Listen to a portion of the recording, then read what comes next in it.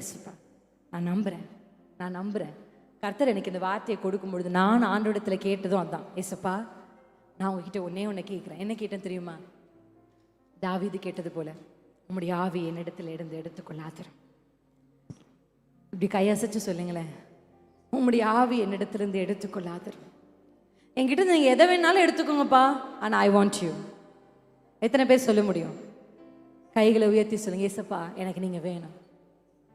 வேற எது என்னை விட்டு போனாலும் போகட்டும், எப்படி என்னுடைய வாழ்க்கையின் சூழ்நிலை மாறினாலும் மாறட்டும், நீர் எனக்கு வறட்சியான நிலத்தை கொடுத்தாலும் ஆமேன் என்று நான் ஏற்றுக்கொள்கிறேன்.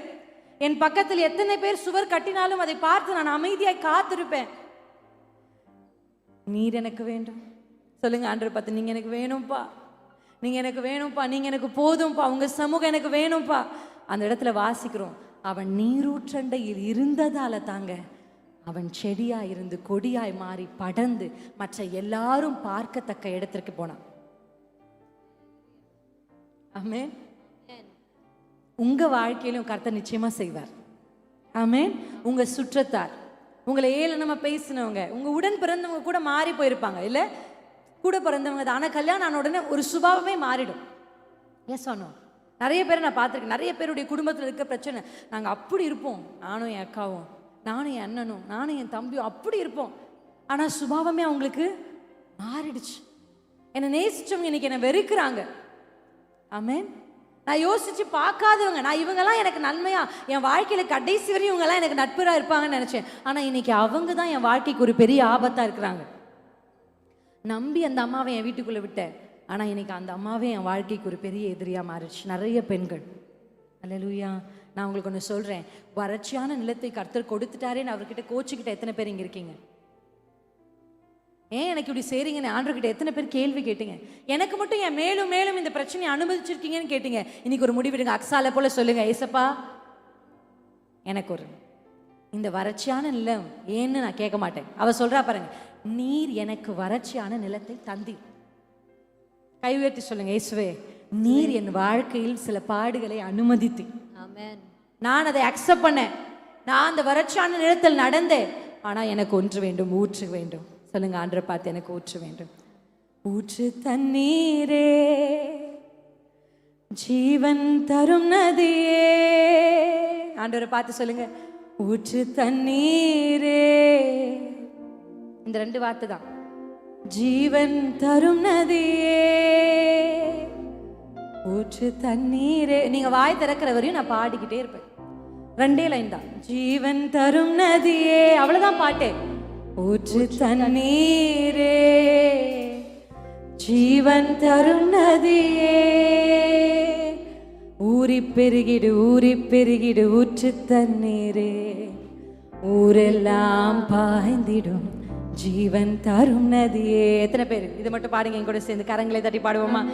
ஊறி பெருகிடு ஊற்று தண்ணீரே, ஊரெல்லாம் பாய்ந்திடும் ஜீவன் தரும் நதியே. ஊற்று தண்ணீரே, ஊற்று தண்ணீரே, ஜீவன் தரும் நதியே, ஊற்று தண்ணீரே, ஜீவன் தரும் நதியே, ஊற்று தண்ணீரே, ஜீவன் தரும் நதியே, ஊற்று தண்ணீரே, ஜீவன் தரும் நதியே, ஊறி பெருகிடு ஊற்று தண்ணீரே, ஊரெல்லாம் பாய்ந்திடும் ஜீவன் தரும் நதியே. கரங்களை தட்டி ஆண்டவருக்கு நன்றி செலுத்துங்க. கை தட்டி சொல்லுங்க, ஏசப்பா அந்த வறட்சியான நிலத்துக்கு நன்றி, என் பக்கத்தில் கட்டப்பட்டிருக்கிற இந்த சுவர்களுக்கு நன்றி, என்னை சுற்றிலும் இருக்கிற வில் வீரர்களுக்கு நன்றி, என்னை பார்த்து எய்யப்படுகிற இந்த எல்லா அம்புகளுக்கும் நன்றி. உங்களை எத்தனை பேர் மனமடிவாக்கினாலும் உங்களுடைய வில் உறுதியான இருக்கும். ஆமென். அல்லேலூயா, அல்லேலூயா. ஆண்டவரை பார்த்து சொல்லுங்க. எத்தனை பேர், அக்கா சொல்லும்போது ஒரு வார்த்தை சொன்னாங்க, பெண்கள் நம்ம மேலதான் அம்பா வீசுவாங்க. ஆமா தானங்க? இந்த ஹார்ட்டை போட்டு ஒரு நடுவில் ஒரு அம்பு, அதே தான் நம்ம வாழ்க்கை. ஐயோ லவ் பண்றாரேன்னு வந்தேன், அம்ப விட்டாரு பாருங்க, உயிரேன்னாரு, வந்துட்டேன் பின்னாடியே. அதுக்கப்புறம் தான் தெரிஞ்சது ஒரு அம்பு. ஆமென். நம்ம மேலதான் என்ன, நம்ம எவ்வளவுதான் பண்ணாலும் நம்மளை குறை சொல்லுவாங்க. ஓரளவுக்கு நம்மளால என்ன பண்ண முடியும்? ஓரளவுக்கு கரெக்டாக போத்திக்கலாம், ஓரளவுக்கு கரெக்டாக முக்காடை போட்டுப்போம், ஓரளவுக்கு கரெக்டாக ட்ரெஸ் பண்ணிப்போம். கர்த்தருடைய சமூகத்தில் நம்ம எப்படி ட்ரெஸ் பண்ணாலும் குறை சொல்லுவாங்க. முக்காடு போட்டுருந்தா இப்படி பாதியில் போயிருக்கோம், அது விலகி நிறைய பேர் வீடியோவில் கூட பார்ப்பாங்க. இப்படி போயிருக்கோம் பாருங்க, அரை முக்காடு, சரியான அரை வேக்காடு. தலையை கவர் பண்றதில்ல. இதை போட்டா அதை சொல்லுவாங்க, அதை போட்டா இதை சொல்லுவாங்க. நம்மளை மட்டும்தான் என்ன பண்ணுவாங்கன்னா பிசிக்கலா நிறைய அபியூஸ் பண்ணுவாங்க. ரைட்? பயமா இருக்கும். எனக்கு பர்சனல் எக்ஸ்பீரியன்ஸ் என்னன்னா, இந்த மாதிரி கேமரா யாராவது வச்சுட்டானே நடுக்கமா இருக்கும். நான் ரொம்ப பயப்படுவேன். பாருமையா ஷூட்டிங்கை பார்த்து எனக்கு அப்படியே பயமா இருந்துச்சு. அப்பா பிரம்மாண்டமா இருக்கு. ஏன்னா என்னுடைய முகத்தை அந்த கேமரால காமிக்க பயம். ஏன் பயம்னா, யாராவது ஏதாவது சொல்லிடுவாங்களோ.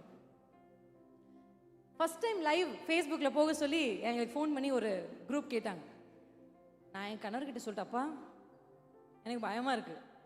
ஏதாவது ஒருத்தர் நம்ம என்னதான் பண்ணியிருந்தாலும் பெண்கள் என்ன பண்ணுவாங்கங்க, ஏதாவது ஒரு குறை சொல்லிட்டே இருப்பாங்க. நம்ம நல்லா ஜெபிப்போம், திடீர்னு நம்ம ஜெபிச்சிருப்போம், கோவம் வந்துடும் நமக்கு. ஜெபித்து முடிச்சுட்டு எல்லாம் செஞ்சு உடனே நம்ம ஹஸ்பண்ட் சொல்லுவாங்க, என்னதான் ஜெபிக்கிற, ஜெபிக்கிறத பாரு, ஜெபிச்சுட்டு இப்படி பேசுற, ஜெபிச்சாலும் ஏன் ஜெபிக்கிறேன்னு சொல்றது, ஜெபிக்கலனாலும் பாரு அந்த அம்மா பாரு எப்படி சொல்லுச்சு, 6 மணி நேரம் ஜெபிக்குதான், நீயும் இருக்கே என்னைக்கா ஜெபிச்சிருக்கியா, ஜெபிக்கலன்னு சொல்றது. பாடுனா எப்படி பாடுற பாருன்னு சொல்றது, உடுத்துனா இதை ஏன் அப்படி உடுத்துறேன்னு சொல்றது.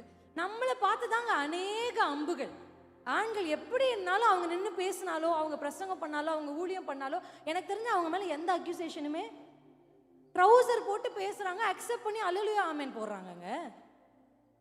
ஆனா நம்ம எவ்வளோ கட்டுக்கோப்பா நின்று பேசினாலும் நம்மளை பற்றி என்ன பண்ணிட்டே இருப்பாங்க, they will be pinpointing us. அக்காக்கு அது அனுபவம் இருக்கு. பேசுற பிரசங்கிக்கிற எல்லாருக்குமே மீடியாவுக்கு போய் முன்னாடி நிற்கிறது வெறும் பிரபலங்களை மட்டும் இல்லை, நிறைய வார்த்தைகளையும் சுமக்க வேண்டியதாக இருக்கும். அந்த அம்புகள் வந்து நம்ம இருதயங்களை துளைக்கும் போது வேதனையா இருக்கும், விட்டுட்டு ஓடிடலாமான்னு இருக்கும். ஆனால் வசனம் சொல்லுகிறது, எத்தனை வில் வீரர்கள் உனக்கு முன்பாக நின்று அம்புகளை எய்தாலும் உன் வில் உறுதியாய் நிற்கும். ஆமென். You will stand. Hallelujah. Hallelujah. நான் ஊழியத்துக்கு நான் ஆசையா வந்தேங்க, ஓடி வந்தேன் ஊழியம் செய்யறதுக்கு. எப்படா இந்த மாதிரி ஒருத்தர் வந்து பொண்ணு கேட்பாருன்னு காத்துக்கிட்டு இருந்தேன். ஏன்னா எனக்கு ஆண்டவர் சொன்னார், நான் உனக்கு ஒரு கணவனை தருவேன் ஊழியக்கார. காத்துக்கிட்டு இருந்தேன், எப்படா ரெசிக்னேஷன் லெட்டர் கொடுத்துட்டு இந்த இடத்த விட்டு ஓடுவோம், கர்த்தருக்காக ஏதாவது செய்யணும். வைராக்கியமா ஊழியத்துக்கு வந்தேன்.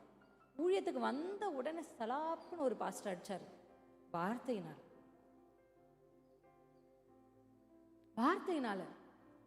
அவ்வளவுதான். எல்லாம் லியோ பாஸ்டரோடலாம் நிற்க முடியாது. இப்படி இன்னும் கொஞ்ச நாள் நான் அவரோட கூட சும்மா தான் போயிட்டு இருப்பேன். அவர் மைக்கில் எனக்கு தரமாட்டார், சும்மாவே போயிட்டு இருப்பேன். எல்லாம் சொல்லுவாங்க, சும்மாவே எதுக்கு கூட போயிட்டு இருக்க, நீ போய் வேலை செய். யாருமே என்னை என்கரேஜ் பண்ணலைங்க வந்த புதுசில் சொல்கிறேன்.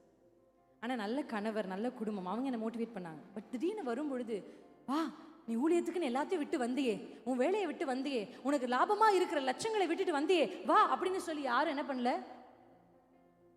No one encouraged me. But that doesn't mean that my God didn't call me. Amen. அது என்னை கர்த்தர் அழைக்கவில்லை என்பதற்கு அடையாளம் அல்ல. கொஞ்ச நாள் ஆண்டவர் அந்த வில் வீரர்களை நிற்க வைத்து அம்புகளை ஏய வைத்தார். ஆனா நான் திரும்பி போயிடல. I didn't turn back. I didn't show my back. நான் பேக் காமிக்கல.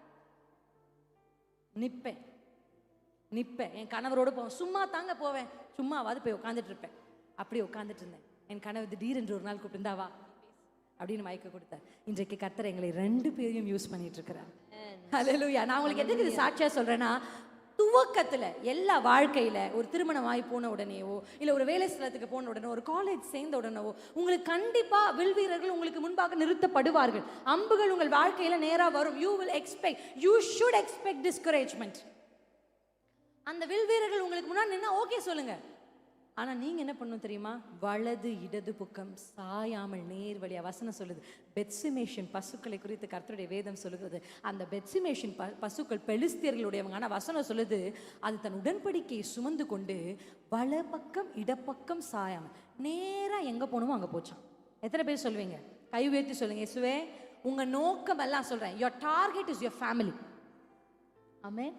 Your target is your family. நீங்க வேத புத்தகத்துல வாசித்தீங்கன்னா, மத்தேயு 10ஆம் அதிகாரத்துல இயேசு 12 சீஷர்களை அழைக்கிறார். இந்த 12 சீஷர்களை சூஸ் பண்ண உடனே, இப்ப நம்ம டிசைபிள்ஷிப்பும் போயிட்டு இருக்கு. இந்த 12 டிசைபிள்ஸை சூஸ் பண்ண உடனே அவங்களுக்கு ஆண்டவர் அத்தாரிட்டி கொடுக்குறாரு, வல்லமையை கொடுக்குறாரு. வல்லமையை கொடுத்து அதிகாரத்தை கொடுத்து அனுப்பும் பொழுது அவங்களுக்கு ஒரு வார்த்தையை ஃபர்ஸ்ட் சொல்றார், நீங்கள் போய் பரலோக ராஜ்யம் சமீபித்திருக்கிறது என்று பிரசங்கியுங்கள் அப்படின்னு சொல்லிட்டு ஆண்டவர் நேர ஒரு கை காமிப்பார். எங்க தெரியுமா? இஸ்ரவேல் வீட்டுக்கு போங்க, அங்கங்கெல்லாம் போகாதீங்க. டார்கெட் உங்களுக்கு யார் தெரியுமா? இஸ்ரவேல் வீடு. உங்களுக்கு இன்னைக்கு சொல்றேன், உங்க டார்கெட் யாரு தெரியுமா? உங்க குடும்பம். ஃபர்ஸ்ட் உங்க டார்கெட் உங்க ஃபேமிலி, ஃபர்ஸ்ட் உங்க டார்கெட் உங்க கணவர், ஃபர்ஸ்ட் உங்க டார்கெட் உங்க பிள்ளைகள். கர்த்தருக்குள்ள இந்த பிள்ளைகள், அதான் சொல்லுவாங்க, டோன்ட் ரைஸ் சில்ட்ரன். பிள்ளைகளை வளர்க்காதீங்க, கர்த்தருடைய கைகளில் இருக்கிற என்னவா வளங்க? அம்புகளா வளருங்க. ஆமென். சொல்லுங்க, இயேசுவே இவன் ஒரு பிள்ளை அல்ல, இவன் ஒரு பிள்ளை இல்ல, உங்க கையில இருக்கிற அம்பு. ஆமென். இந்த பிள்ளை தலை மேல கை வச்சு சொல்லணும். என்ன சொல்லணும் தெரியுமா? ஆண்டவரே, என் பேர பிள்ளைங்க சும்மா சாதாரணமா இந்த வீட்டில் இந்த உலகத்தில் போயிட்டு வந்துட்டு இருக்காங்க, அந்த பிள்ளைங்க மாதிரி இருக்கக்கூடாது, அம்புகளா இருக்கணும். என் பிள்ளைங்க உங்க கைகளில் தண்டாயுதமா இருக்கணும், உங்க கைகள் அஸ்திராயுதமா இருக்கணும், உங்க கைகளில் கூர்மையுள்ள பற்களுள்ள எந்திரமா இருக்கணும். இந்த பிள்ளைகளை நீங்க கைகளை எடுத்தா எதிர்க்க நிற்கிற ஒருத்தரும் பயப்படணும். ஆமென். இன்றைக்கு ஒருவேளை நீங்க இங்க அமர் சாட்சி சொன்னார் அம்மாவை குறிச்சு. எங்க வீட்டில் எத்தனையோ தூண் இருக்கு, என்னுடைய தாயுடைய ஜெபம் தான் ஒரு பெரிய தூண். நான் உங்களுக்கு சொல்றேன், நீங்க கடைசி காலத்துக்கு வந்துட்டீங்க. இங்க இருக்கிற எல்லா தாய்மார்களுக்கும் ஒன்றை நான் சொல்லுகிறேன், என் டைம். உங்க பிள்ளைகளோடு தெரியல, நம்ம பிள்ளைங்களுக்கு கல்யாணம் ஆகிற வரையும் கர்த்தர் வெயிட் பண்ணுவாரான்னு தெரியல, அவருடைய வருகை எவ்வளோ சீக்கிரம் இருக்குமோன்னு தெரியல. ஆனால் நீங்கள் என்ன செய்யணும் தெரியுமா? What you should do? ஆண்டவரே, அவங்கள ஷார்ப் பண்ணிகிட்டே இருங்க. ஆமென். நீங்கள் தாங்க ஷார்ப்னர். உங்கள் பிள்ளைகளை அம்புகளாக நீங்கள் என்ன பண்ணிகிட்டே இருக்கணும்? ஷார்ப் பண்ணிட்டு. எதுக்கு தெரியுமா? இங்கே பாரு, எப்படி ஆகிலும் படிச்சு நீ ஒரு டாக்டர் ஆயிடணும். பார்த்துக்கோ, எப்படியாக நீ படிச்சு ஒரு கலெக்டர் ஆயிடணும். பார்த்துக்கோ, படிக்கட்டும், டாக்டர் ஆகட்டும், கலெக்டர் ஆகட்டும், வேணான்னு சொல்ல. ஆனா கர்த்தர் இந்த பிள்ளை எப்ப கையில எடுக்கிறாரோ அப்ப அதை விட்டுறணும். எப்படிங்க அக்கா? டாக்டர் ஆமா தானுங்க? கையில எடுக்கிற வரையும் தான், அது வரைக்கும் டாக்டர். அதுக்கப்புறம் இப்ப அவங்களை என்ன சொல்றாங்க எல்லாரும்? ஊழியக்காரி. ஆமென். நீங்க எப்படி உங்க பிள்ளைகளை வளர்க்கணும்னா, என் பிள்ளை ஏதோ படிக்குது, ஆனா ஆண்டவரே நீங்க ஒரு நாள் அதை கையில என் பிள்ளை எடுக்கும்போது அவன் ரொம்ப ஷார்ப்பா இருக்கும். இந்த உலகத்தின் மேல பற்றோடு என் பிள்ளையை நான் வளர்க்க மாட்டேன், என் பிள்ளைக்கு சொல்லி தருவேன். நான் அதான் நம்பிட்டு இருக்கேன், நான் விசுவாசிக்கிறேன். நான் ஜூடாக்கு சொல்லித்தர போகிற விஷயத்தை உங்களுக்கு முன்னாடியே சொல்றேன். என் மனதில் நான் நிர்ணயித்து வச்சிருக்கேன், நிறைய ஜூடாக்கு சொல்லித்தரேன். அது நான் ஜூடாக்கு சொல்லி கொடுக்குற விஷயம். யாராவது வந்து கழுத்துல கத்தியை வச்சுட்டு ஏசுவ மறுதலின்னு சொன்னா, ஏய் வெட்டிட்டு போடா அப்படின்னு சொல்லு. பவுல போல வளர்க்கணுங்க. ஆமென். அங்க போனா உன்னை கட்டி சிறைச்சாலையில் வைப்பாங்கன்னு தெரிஞ்சும் கூட இல்ல நான் செத்தாலும் சாகுறேன். அன்றைக்கு எஸ்தர் பாத்தீங்களா? நான் செத்தாலும் சாகுறேன். இன்றைக்கு யாரை கர்த்தர் தேடுகிறார் தெரியுமா? லாபமான எல்லாவற்றையும் நஷ்டம் என்று நினைக்கிற ஒரு பெண். ஆண்டவரே, என் பிள்ளை கர்த்தருக்கு நீங்க சொல்லுங்க. ஒருவேளை என் கணவர் ரொம்ப மோசமா இருக்கா, நான் சொல்றேன், நீங்க ஜெபிங்க, ஏசப்பா என் கணவர் உங்களுக்காக ஊழியம் செய்யணும், நீங்க அவரை கையில எடுத்துருங்க அப்படின்னு நீங்க சொல்லி பாருங்க, உங்க கணவர் தலைகீழ மாறுவார். இன்றைக்கு பாட்டிலை பிடிக்கிற அவருடைய கைகள் மைக்கை பிடிக்கும். அல்லேலூயா. ஒரு சில பேரோட கர்த்தர் பேசுறார், நிச்சயமா செய்வார். எத்தனை பேர் நம்புறீங்க? ஆமென். செய்வார். ஏன் தெரியுமா? உங்ககிட்ட ஒரு ஊற்று இருக்கு, உங்க இருதயத்துல ஒரு ஊற்று இருக்கு. அந்த ஊற்று பொங்கி வர வர வசனம் சொல்லுகிறது, வனாந்திரங்கள் வயல்வெளி ஆகும். ஆமென். இப்ப கர்த்தர் உங்களுக்கு ஒரு வாக்குத்தத்தத்தை கொடுக்கிறார். என்ன தெரியுமா? நீங்க தாங்க ஊற்று. நீங்க போய் ஜெபிக்க ஜெபிக்க ஜெபிக்க ஜெபிக்க உங்க வீட்டுக்குள்ள அந்த தண்ணி அப்படியே உங்க வீடெல்லாம் நனைந்து இருக்கணும், வறட்சியா. அந்த தண்ணி போய் ஃபில்லாக ஃபில்லாக அங்கிருந்து நிச்சயமா உடனே கிடைக்காது, ஆனா நிச்சயம் கிடைக்கும். எத்தனை பேர் சொல்றீங்க? ஆமென். உடனே வருமான்னு கேட்டா, இப்ப அக்சால் வாங்கிட்டு எனக்கு ஊற்ற தாங்க அப்படின்னு போன உடனே அவளுடைய நிலங்கள்லாம் இல்ல, அக்சால் போய் உழைத்திருப்பா, அக்சால் போய் பயிரிட்டு இருப்பா. அந்த நீரூற்றிருந்து தண்ணியை என்ன பண்ணிருப்பா? ரெபேக்காளை போல எடுத்திருப்பா, உழைத்திருப்பா, செஞ்சு எடுத்து ஊத்திருப்பா. அப்போ ஒரு பலன் அவளுக்கு கிடைக்கும். ஆமென். கர்த்தர் இன்றைக்கு சொல்லுகிறார், யாரோ ஒருவர் எனக்காக ஜெபித்தா. இந்த அக்சாலுக்கு நிறைய பேர் சொல்லுவாங்க, கொடுத்தது வாங்கிட்டு போக வேண்டியது தானே. இவளுக்கு இந்த கேரக்டர் எங்கிருந்து வந்தது தெரியுமா? இந்த சுபாவம். நம்ம கூட சொல்லுவோமே, அப்பாவை மாதிரி அம்மாவை மாதிரி அவ பாரு அப்படியே.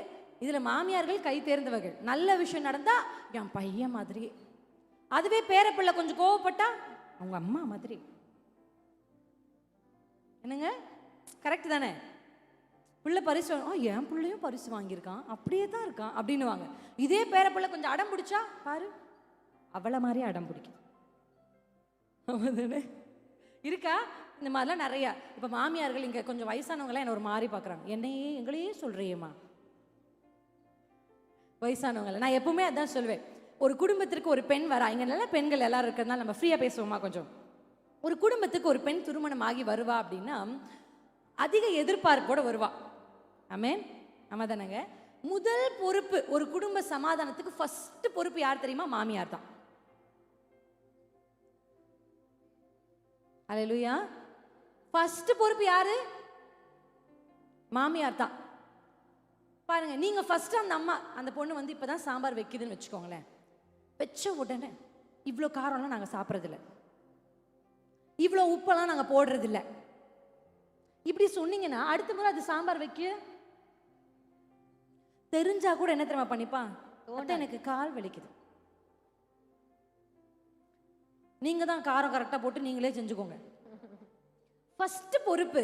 நான் தான் சொல்லுவேன், இந்த வேத புத்தகத்தில் 3 சகோதரர்கள் இருந்தாங்க நோவாக்கு. யாருங்க? 3 பேர், சாரி 3 பிள்ளைகள் நோவாக்கு. Same com யாப்பேர்.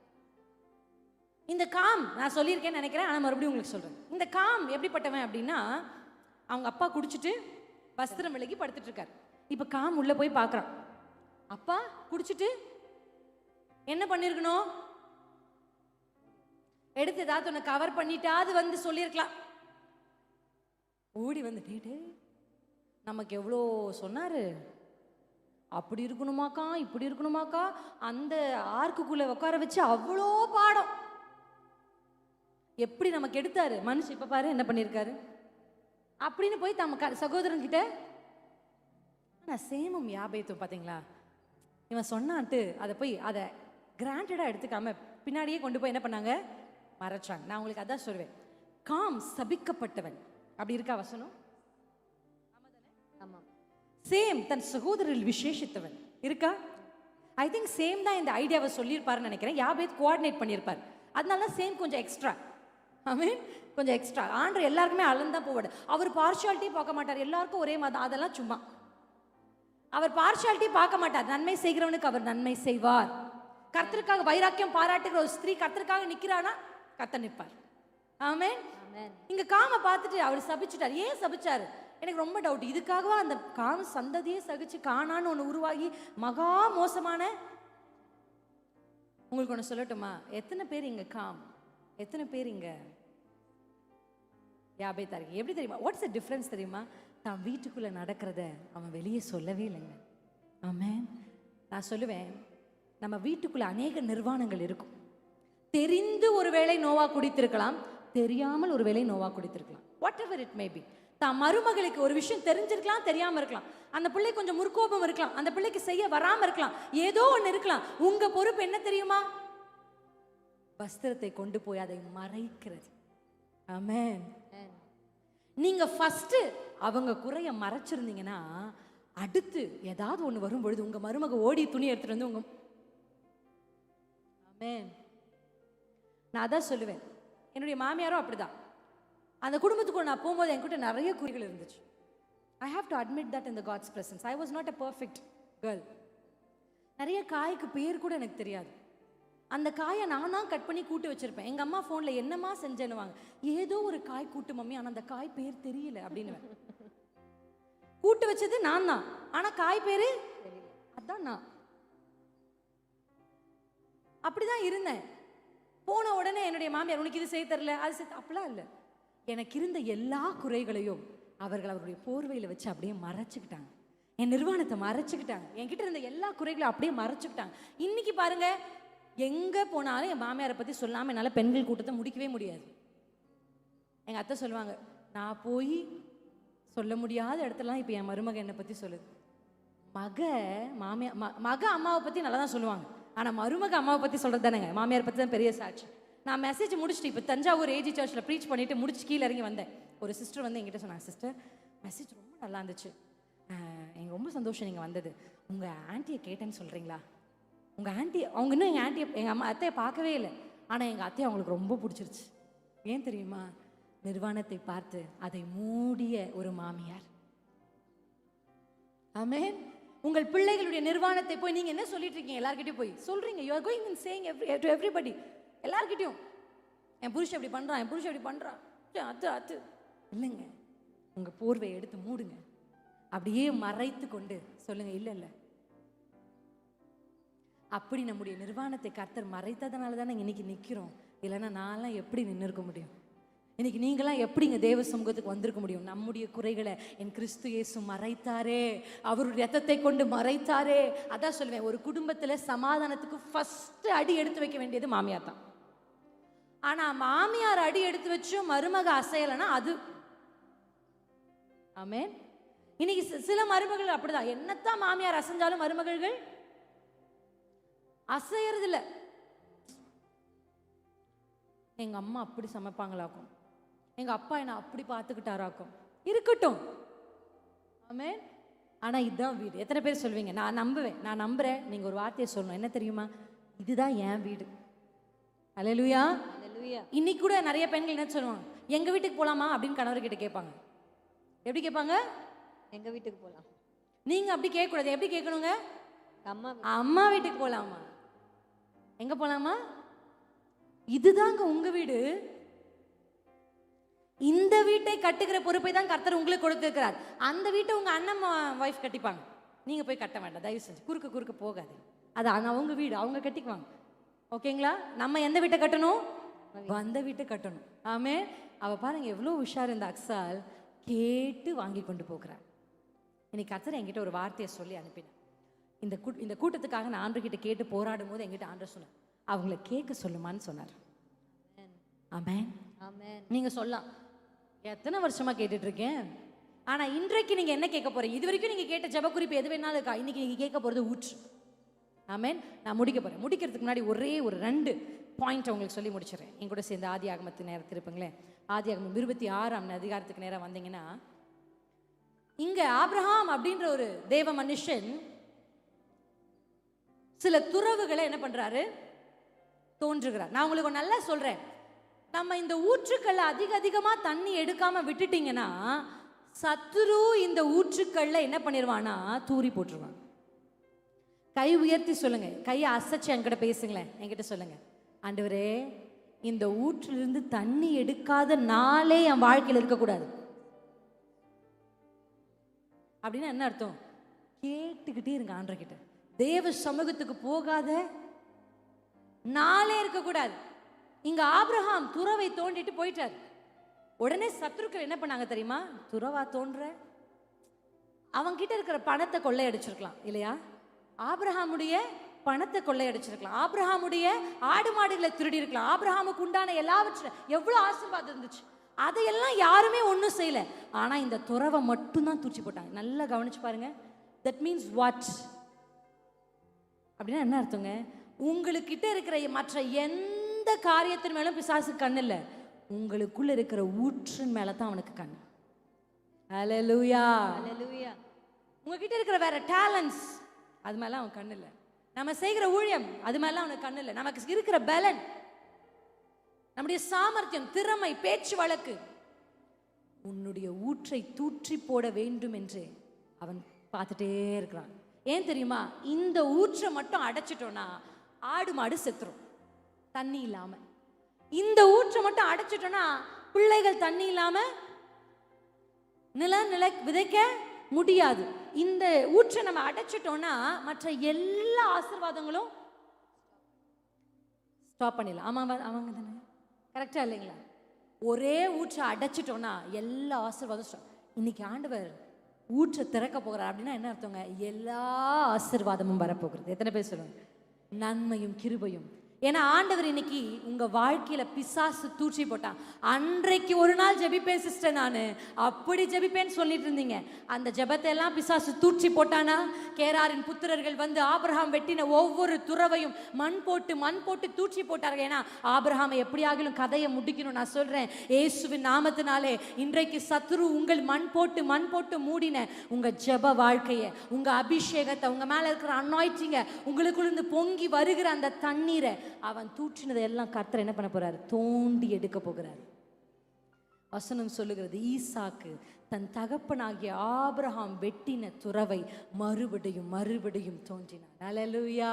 இன்னைக்கு கை உயர்த்தி சொல்லுங்க, இட்ஸ் டைம் ஃபார் ஆண்டவர் தோண்ட போறார். எத்தனை பேர் விட்டு கொடுக்க போறீங்க? ஆண்டவரே, எனக்குள்ள இருக்கிற மண், கசப்பு, வைராக்கியம், கோபம், பெருமை, இச்சை, ஆமென், இந்த மண்ணெல்லாம் பிசாசு போட்டு எனக்குள்ள இருக்கிற ஜீவ தண்ணீர் வெளியே வந்து என் குடும்பம் செழிக்க முடியாதபடி நானே ஒருவேளை தடையா இருப்பேனா, இன்றைக்கு மதிய வேளையில முடிக்கிறதற்கு முன்பாக கர்த்தர் உங்களுக்கு தேவ தூதர்களை அனுப்புறாரு. கர்த்தர் உங்களுக்கு கர்த்தருடைய வார்த்தையை அனுப்புறாரு. அதற்குள்ள இருக்கிற மண்ணெல்லாம் கர்த்தர் எடுக்கிறாரு. இப்போ ஒரு தண்ணீர் பொங்கி பொங்கி வரப்போகுது. பொங்கி பொங்கி வரப்போகுது. இப்போ இந்த தண்ணீர் நதியா பாயும் போது உங்க வீட்டுக்கு செழிப்பு வரப்போகுது. நம்ம ஆண்டவர் மெஜிஷியன் இல்லை. Our God is not a magician. ஜி பூம்பா அப்படின்னு போட்டு உங்க கணவர் டக்குன்னு குடித்து கொண்டு ஒரு லைட் அடிச்சு டக்குன்னு என்ன நடந்துச்சு, இவ்வளோ நாள் நான் என்ன பண்றதுன்னு எனக்கு தெரியலமா, அப்படியெல்லாம் கர்த்தர் மாற்ற மாட்டார். Hallelujah. He is not a magician, but he is a wonder working God. அவர் அற்புதம் செய்கிறவர். என் ஆண்டவர் மேஜிக் பண்றது. மேஜிக்ன்றது வந்து ஏமாற்று வேலை, தற்காலிகமானது. ஆனால் அற்புதம் என்றால் என்ன தெரியுமா? இதுவரையும் யாருக்கும் நடந்திராது, இதுக்கப்புறம் யாருக்கும் நடக்காதது, மனுஷர்களால் செய்ய முடியாதது, வானத்தின் தூதர்களால் செய்ய முடியாததை செய்கிறதாங்க அற்புதம். ஆமென். எல்லாருக்கும் அந்த வியாதி இருந்துச்சு, ஆனா அந்த வியாதி அவர்களை மூழ்கடித்தது. அதே வியாதி தான் உங்களுக்கு வந்திருக்கு. ஆனா சொல்றாரு ஏசப்பா, this disease is not going to swallow you. இது உங்களை விழுங்க போறதில்ல. இதிலிருந்து நீங்க எழும்பி நீங்கள் சாகாமல் பிழைத்திருந்து கர்த்தர் யார் என்பதை அறிவிக்க. எத்தனை பேருக்கு சரீரத்தில் வியாதி இருக்கு? எத்தனை பேருக்கு சரீரத்தை கை உயர்த்தி சொல்லுங்க, இயேசுவே, இது என்னை மூழ்கடிக்கவோ இது என்னை விழுங்கவோ அல்ல. இதை வைத்துக்கொண்டே ஒருவேளை கர்த்தருக்கு சித்தமான சவுளை போல இதை வச்சுட்டே நான் உங்களுக்கு ஊழியர் செய்வேன், இல்லைனா இதை நீங்க என்னிடத்துல எடுத்து போட வல்லமை உள்ளவராக இருக்கிறீர்கள். எத்தனை பேர் சொல்றீங்க? இன்றைக்கு வசனம் சொல்லுகிறது, ஈசாக்கு தன் ஆபிரகாம் வெட்டின எல்லா துறவையும் தோண்டினான். என்னோடு கூட சேர்ந்து நம்ம எழுந்து நின்று அக்சால் கேட்க போல நீங்க எதை வேணாலும் கேட்கலாம். நான் உங்களுக்கு ஃபர்ஸ்ட் ஆப்ஷன் கொடுத்தேன், ஆனா இப்போ ஆப்ஷன் இல்லை. நமக்கு இருக்கிற ஒரே ஆப்ஷன் ஒன்னே ஒன்று தான், பரிசுத்த ஆவியானவர். காலை நானும் அக்காவும் ஜெபிக்கும் போது நான் எப்பொழுதுமே யார் ஜெபித்தாலும் இல்லை யார் பிரசங்கித்தாலும் ரொம்ப கவனமா கேட்பேன். ஆமென். யாரை கொண்டு கர்த்தர் நமக்கு பேசுவார். அக்காவும் நானும் சேர்ந்து ஜெபிக்கும் போது அக்கா ஒரு வார்த்தை சொன்னார், அபிஷேகம் பெறாதவர்கள் அபிஷேகம் பெறணும் ஆண்டவர். She uttered that word. ஆனா ஆண்டவர் என்கிட்ட ஆல்ரெடி அதை பேசியிருந்தார். கர்த்தர் அதை கன்ஃபார்ம் பண்ணார். அல்லேலூயா. இன்றைக்கு உங்களுக்கு என்ன தேவை தெரியுமா? அந்த கடனை அடைப்பதற்கு 10 லட்சம் அல்ல. அல்லேலூயா. ஏதோ ஒரு தேவைக்காக நீங்க ஒருவேளை வந்திருக்கலாம். ஒரு சுகம், ஒரு ஆரோக்கியம், ஒரு சமாதானம், பணம், எதுக்காக நீங்க வந்திருந்தாலும் இது எல்லாத்துக்கும் ஒரே solution. One solution is the Holy Spirit of God. இந்த ஊற்று அவ பாருங்க, அவளுக்கு எதுவுமே வேண்டாம், ஒன்னே கேட்டா, நச்சுன்னு கேட்டா. ஏன்னா அவளுக்கு தெரியும், இது ஒன்று இருந்தா இந்த வறட்சியான நிலத்தை நான் செழிப்பாக்க முடியும். ஈசாக்கு தெரியும், ஒருவேளை பிசாசு மண் துறவை போட்டிருந்தாலும் மறுபடியும் ஏங்க ஈசாக்கு தோண்டினாரு? ஏன்னா துறவு இல்லைனா, தண்ணி இல்லைனா ஆசீர்வாதங்கள் எல்லாம் வீணா போயிடும். உங்களுக்கு என்ன ஆசீர்வாதம் என்ன இருக்கலாம். You may be a very big scholar, உங்ககிட்ட எல்லா பணமும் இருக்கலாம். எனக்கெல்லாம் எந்த பிரச்சனையும் இல்லை, கர்த்தர் நல்லா வச்சிருக்காரு. Maybe you are that category. ஆண்டு உங்ககிட்ட பேசுறாரு, எல்லாமே இருக்கலாங்க. ஆனால் ஆவியானவர் உங்களுக்குள்ள இல்லைனா, இந்த ஊற்று உங்களுக்குள்ள இல்லைனா, இந்த ஜீவ தண்ணீர் உங்களுக்குள்ள இருந்து பாயலைனா, இது எல்லாம் ஒரு நாள் போயிடும். இந்த ஆசீர்வாதங்கள் போயிடும். கர்த்தர் இன்றைக்கு ஒரே ஒரு வார்த்தை உங்களுக்கு சொல்லியிருக்காரு. கை உயர்த்தி அப்படியே எழுந்து நின்று அப்படியே கைகளை உயர்த்தி கேட்க போறீங்க. ஆண்டவர் அக்ஸால போல நான் சொல்றேன், என் சத்தத்தை நீங்க காதுகளில் கேளுங்க, நீங்க ஆண்டவர்கிட்ட பேசுங்க. ஆமென். ஜஸ்ட் ஒரு 2 minutes. கரெக்டாக என் டைம் முடிய போகுது. கரெக்டாக நிறைய வார்த்தைகள் உங்களோட பேச நான் யோசித்தேன். ஆனால் தேவன் பேசின வார்த்தைகள் கை உயர்த்தி கர்த்தரிடத்துல சொல்லுங்க, அப்பா, வறட்சியான நிலத்தை தந்தீங்க, பாடுகளுள்ள வாழ்க்கையை தந்தீங்க, இதை வேணான்னு சொல்லி உங்ககிட்ட நான் திருப்பியெல்லாம் தர வரல. இதுல வாழ எனக்கு ஒரு ஊற்று வேணும். இந்த பிரச்சனையை சமாளிக்க எனக்கு தண்ணீர் வேண்டும். இந்த வறண்ட நிலத்தை செழிப்பாய் மாற்ற எனக்கு நீர் வேண்டும். நீங்க வேணும்பா. ஆண்டவரை பார்த்து வாய் திறந்து உங்க சத்தம் எனக்கு கேட்கிற மாதிரி சத்தத்தை உயர்த்தி கேளுங்க. அப்பா நீங்க வேணும்பா, நீங்க வேணும்பா, லதனாஷே நீங்க எனக்கு வேணும்பா.